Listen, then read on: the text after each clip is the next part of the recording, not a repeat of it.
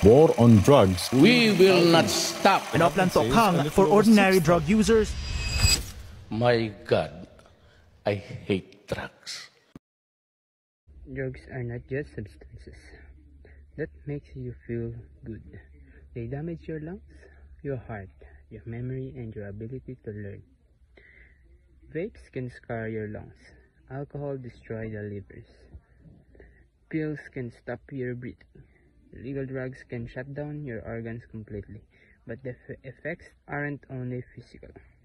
Drugs ruin relationships, break families, cause school failure, and push people into anxiety and depression.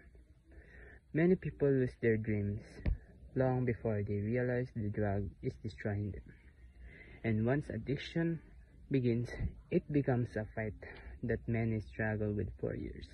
And please don't try using drugs and stop them.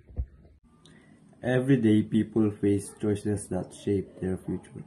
One of the most dangerous choices is trying drugs, whether it's vaping, smoking, pills, or illegal substances. Many people think these things are harmless because everyone is doing it, but that's not true. Drugs enter your body and change how your brain works. They affect your thinking, your mood, and your ability to make decisions. What starts as a curiosity or peer pressure can quickly become a habit. Before you even realize it, a drug begins to control your everyday life, and that first choice becomes something you can't easily undo. But the good news is this: you still have the power to choose a better path. Saying no to drugs doesn't make you weak. It makes you strong. It means you value your future, your health, your dreams, and the people who care about you. Understanding what drugs really do is the first step to protecting yourself and those around you.